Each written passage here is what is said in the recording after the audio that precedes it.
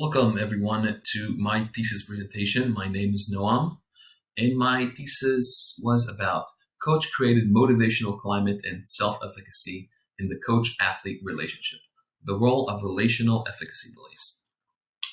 What led me to do this project was my experience as a coach, coaching competitive athletes and seeing how different goals that me or my colleagues set for our athletes influence I didn't know what to call it at the time, but their self-efficacy. So basically their confidence, their perception of their ability. The main focus is how does goal orientation influence self-efficacy from an environmental perspective? That is the motivational climate, which is the perceived environment in which the athlete trains and competes. In this case, it is from the coach's perspective. So how does the coach influence the athlete in terms of motivational climate? Secondly, it is self-efficacy, which I'm sure everyone's familiar with, a situational specific belief in one's ability to succeed in a task. Third is RISE, relation inferred self-efficacy, which is a situational but specific belief in one's ability to succeed in a task. So basically what this means is what the athlete thinks that the coach thinks of his efficacy. Does the coach believe in him, basically? And the focus was connecting how goal orientation can influence self-efficacy from a social perspective, specifically motivational climate, coach's motivational climate. The three main hypotheses were a mastery climate will predict higher self-efficacy, while an outcome climate predict lower self-efficacy. RISE will mediate the relationship between the variables, and other efficacy will moderate the strength of the relationship between motivational climate and self-efficacy. Methods.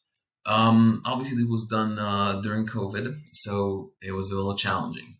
But I had 57 competitive individual athletes, 37 males, 20 females from 5 sports, individual sports, with a mean age of 32.44, and 18 coaches, 15 males and 3 females, with a mean age of 34. Procedures.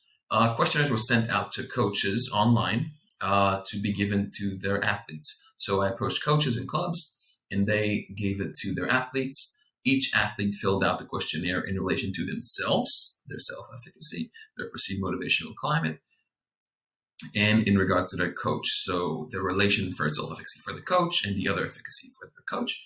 The measures were questionnaires measuring motivational climate in athletes, other efficacy towards the coach, RISE towards the coach, and personal self-efficacy.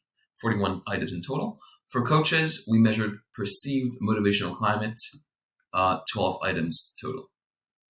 As you can see, we have the model right here, how mastery climate and outcome climate influence RISE, and RISE mediates between motivational climate and self-efficacy, but also how the motivational climate influences self-efficacy directly, and how other efficacy may moderate the relationship between RISE and self-efficacy.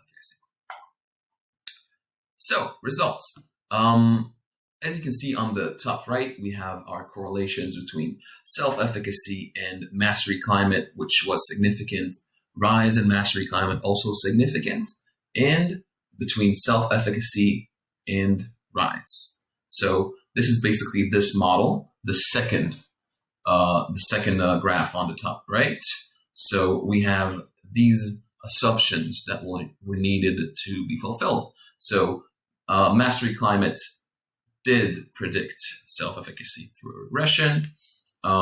Mastery climate did predict RISE, and RISE did predict self-efficacy while controlling for mastery climate.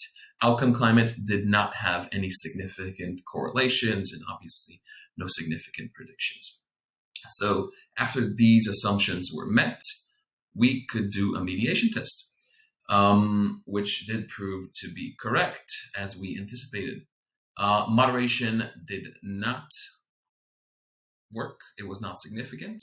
Other efficacy did not moderate the connection between RISE and self-efficacy. The last thing we did was congruence between what the coach said and what the athlete said about the motivational climate and how that can predict self-efficacy and RISE. Basically, as the difference was larger, other efficacy and RISE were lower. our main findings. So our purpose was to better understand the potential connection between motivational climate and self-efficacy.